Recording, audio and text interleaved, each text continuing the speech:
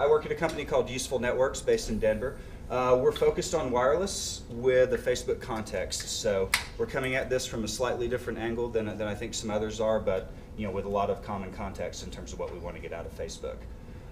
Just a very brief overview of our company.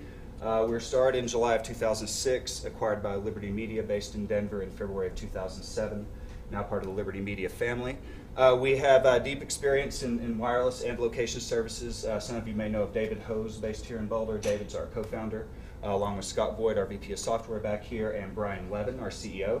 Brian Levin had started a company called Mobilus back in the day in Seattle. Mobilus did the original text voting campaigns for American Idol and became one of the first SMS aggregators.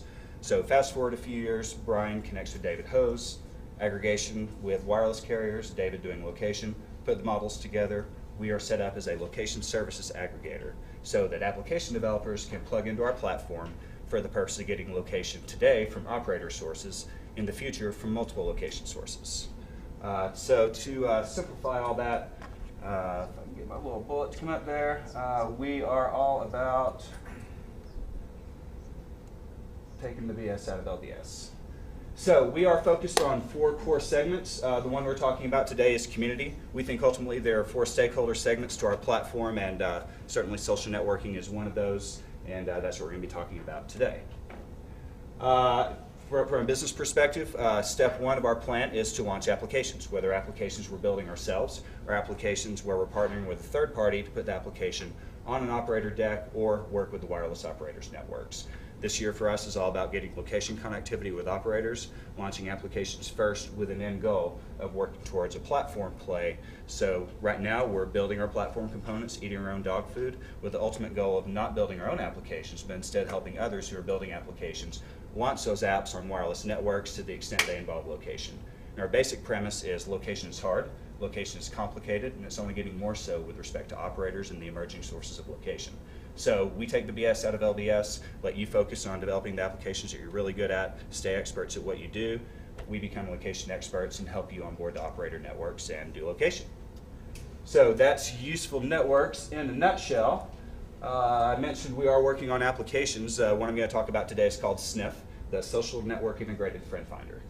So if y'all remember back when AT&T launched M-Mode services back, I think in the early 2000s, they were talking about a friend finder service. It never really took off. My CEO likes the statement of the road to hell is paved with a bunch of friend finder applications that never took off. We think a few things have fundamentally changed to make it more relevant today, not the least of which is people are now aggregating their friends in social networks. So in the past, you had to go into the application and enter all your friends and hope they had a capable device, hope they let you locate them, hope there are some privacy and permission controls in the process to protect you.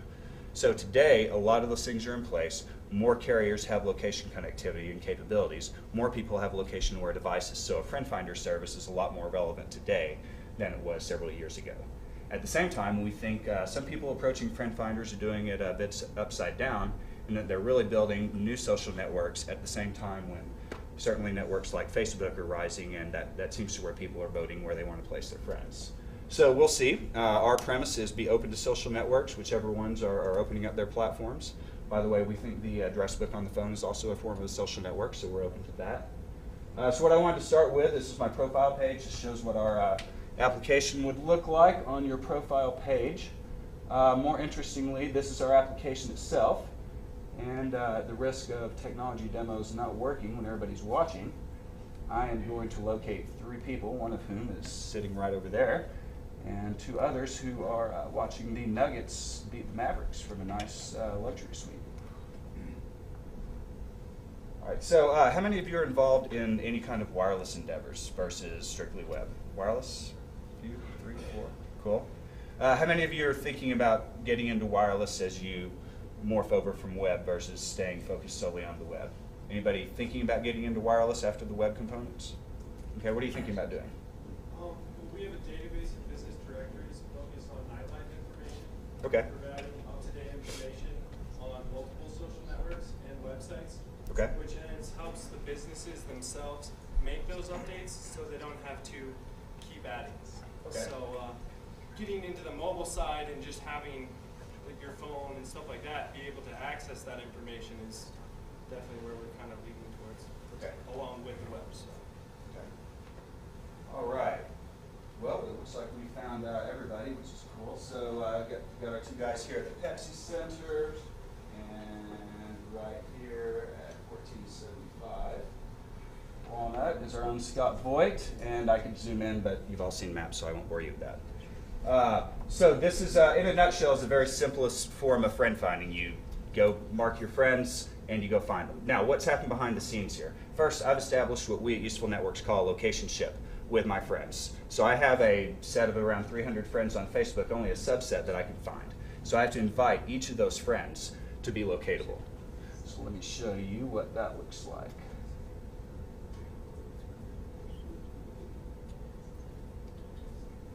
And while we're waiting for that to come out, I just want to underscore, as you're probably all considering when it comes to location, privacy, security, and permission are the key.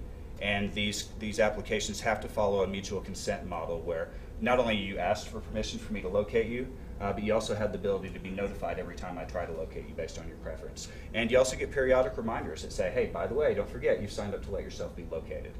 This is cool technology, but if people misuse it, it doesn't work so well. Yeah, and null friends. Yeah, this is a beta. So send a sniff invitation. So here's a list of my Facebook friends. You'll notice a few of them have a little Useful Networks icon over to the right. That means they've already installed the application. So if they haven't installed the application, they won't have that icon. And instead of getting an invitation to just be my friend, because they've already installed the application, they'd get an invitation to first install the app. Then once they've installed the app, they'd see their first invitation in there to say, Tony has requested the ability to locate you. So we do that. Then we go over here to settings, which is where, to the friends I've allowed to locate me, I have options here. So even though I've let people locate me, there may be times when I want to go invisible. So I can do that right here on Facebook, or by the way, I can just send a text message to the shortcode sniff and send the word invisible to it, and that turns me off to everybody. I have the ability to be notified every time somebody locates me, even if I've given them permission. So it's very important to have those granular options if you're going to allow people to be located. And it's important for people to feel like they have those. What we've discovered in that we have actually been running this application for a few years in Scandinavia with our partners in Stockholm. This application started with a feature list about this long, and over time the features that people really cared about came down to about this. So it really went from very complex to simple. What we expect is over time some of those feature sets will expand potentially, but really what people have responded to and what's resonated most is the simplicity of just send a text message to get a sniff, make it very easy to provide consent, make it very easy to register, but consistently and constantly make sure people are aware of the permission they've given to others to locate them and give them complete control over that permission as well as the real-time ability to be located. To close, I wanted to point out we have a live application out there today in Scandinavia called Sniff Nordic. You can see the example there of some of the news feeds we've taken advantage of, in that when our CEO Brian Levin sniffed one of his friends through Sniff Nordic, it shows up in the news feed. It doesn't say who he sniffed because that's a privacy issue, but it does say that he sniffed someone. Helps promote the application, it helps promote the viral aspects. Then up here I have two FIF requests. FIF was our alpha name, Sniff is our beta name that hasn't quite made it to the name up here. But that's where we also take advantage of the invitation schemes to let people continue to propagate the application. To qualify my statements, I am not the technical guy at our company. I'm the VP of Operations, so I cover a little bit of everything, but I'm not the guy that can sit here and tell you technically our approaches and different ways we're using the API. Other than that, I can say we are complying with the terms of use, perhaps overly conservative in that regard, but we want to start doing things the right way. An example of a limitation of that is in our mobile application. So I've just showed you the Facebook version. What we see from a usage perspective is about 80% of the people who have the Facebook component and mobile do the locates via mobile. But about 4 years ago, when I was at a wireless carrier, people presented with an equal opportunity to buy content on web or mobile was 90-10. So it's interesting to me that the advent of social networks and the more easy ability for people to use the web to do mobile things, you're starting to see a usage pattern shift over to the web from mobile. But mobile is still primarily the way people consume these services. And I view it as contextual. There are some contexts where people would want to use the Facebook companion, some contexts in which they'd want to use mobile. Obviously, if they're on the go, they want to find people. Things that, by the way, that we think are going to be important So you mentioned earlier having some, I think some user-generated content reviews and some business listings and things along those lines. And I think the gentleman before had mentioned some similar things in terms of user-generated content, social content. So we think, a big thing people are going to have after they first find their friends is, okay, great, found my friends, now what? What we think is next here, if you look at this, you've got a geo-coordinates around a map. What can you do with that? You can bounce those coordinates off of a location-aware ad database. You can bounce those coordinates off of a user-generated content database that's geotagged to say, okay, given these coordinates of this map that my friends are on, what is some user-generated content that I can present here with respect to reviews and feedback and pictures? Can we recommend things for people to do? Can we promote things to them in a fairly non-intrusive way that adds value instead of just being invasive? So that's what we see as next, but today it's all about keeping it simple. We think the ability to locate a friend should be a core component of mobile, just like voice and SMS, as long as the right permission and privacy controls are in place. And we are looking for Facebook developers, contractor full-time. So if you're interested, I'm happy to talk after the meeting. And I'll take any questions that I can answer. Yes? Is this GPS? Yes, it's... It looks pretty exact. Yeah, it is. It's so we're locating, this is a Verizon and a Sprint device. This is a Verizon device, both of which support AGPS, assisted GPS. In Scandinavia, we're using Cell ID. So it gets a rough approximation, but it's not as precise. What we believe is that in a lot of cases, Cell ID is sufficient for what people are trying to accomplish, but certainly if you're wondering if your friend is around the street from you, it's not as precise as you might want. But to your point, we are, to our knowledge, the first Facebook application with respect to locations actually using real wireless carrier-derived locates versus what we call focation, which is where you enter your location or have it derived by some other means. Well, I guess that may have answered my question, but I was just wondering throughout most of your presentation, are you actually able today to locate most of the average cell phones that people are carrying around? Let me answer that in a few ways. So the macro level, the carriers that support what we're doing today in the U.S. are Verizon, Alltel, Sprint, and then some smaller carriers. Carriers like AT&T and T-Mobile don't yet have this. AT&T will this year, and T-Mobile's a little more behind. We're trying to get it some cell ID. Carriers, you can just give you guys a phone number, and you can do it from there. Yeah, so the macro answer was those are the three carriers supporting it. The micro answer is we have to get direct deals with each carrier in order to offer location services. So we have current arrangements with Sprint and Verizon, and are working with one on Alltel. And we currently have those agreements to use it for our own purposes versus letting others use it. Our next step is to convert those agreements into the aggregator agreements where we say, okay, the same thing that we proved we could do that gained your trust, now we'd like to help you grow the category by helping others onboard to your network much more quickly than they could otherwise.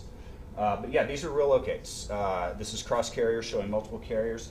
And I mentioned earlier, this is AGPS. If there was another carrier on there that was Cell ID, it wouldn't look any different. It might be a little less precise, and certainly at that point, given what we know about location, there's a quality of location or a proximity you get. So we have the ability, like most location services, to draw wider circles around a less precise location versus a more precise location. Are you only tracking people's location when you locate them, or are they logged in any way? Only when they're located. It's not what you're talking about is continuous tracking, which is for any of you thinking about location applications. Bear in mind, if you want your application to be pinging the network all the time, you should be ready to charge $20 or $30 a month for that because it's very expensive to ping the network all the time. What we try to do is make sure you're only hitting the network when you really need to, which is at that immediate time you want to do a locate. By the way, the charge model for this is transactional, 50 cents per sniff. We're about to launch in the UK on the 31st of March, so on Monday, launching with one operator. We'll be in 4 operators by the end of the month. Launching in Canada, launching in Sprint within the next 4 weeks. Dave? Can you compare and contrast and tell us how you think about Fire Eagle versus something like this? Is it competitive or complementary? I mean, it certainly could be. There are aspects of it that overlap what we're doing, absolutely. We kind of view Fire Eagle as one of a kind of an emerging database of location sources. So whereas today operators tend to control a lot of the location resources, over time we see things like Google's done, we see things like Fire Eagle. We are participating in a discussion with a company who's building an open source Cell ID database out of the Netherlands in order to provide alternative sources to what the carriers are doing. And then obviously we have things like Skyhook and others out there. And then, when you start to get into the internet space, you've got different ways to derive location that way. So, yes, Fire Eagle and those certainly could emerge as competitive threats to us. Frankly, we look at them as validating the space that we're going into, and that we're going to approach it from a different perspective in terms of, first we want to make sure we're a good partner to the operators and the third parties who want to launch applications on them as step one. Over time, we think there's a lot more broad addressability than simply those who want to offer wireless applications. But today we're more focused on wireless than anything else. Yeah, you guys could be one of the main sources for Fire Eagle too, right? Because it's basically just a container for getting at the data. You look at it that way, you guys pump data into Fire Eagle, developers can access it through Fire Eagle. Yeah, absolutely. You And keep making a transactional cost every. yeah, I mean, it's a space that a bunch of people are jumping into. I mean, you guys have seen the investments that Nokia made in Navtech. I think that was a $2 billion proposed acquisition that hasn't closed yet. I mean, this is a really interesting space, and yeah, we're kind of proud that Liberty voted with at least a few dollars with us to enter the space. And yeah, as I mentioned to someone earlier, we hope to, in the near future, be a rounding error on Liberty Media's financials, given that they're a $20 billion market cap company.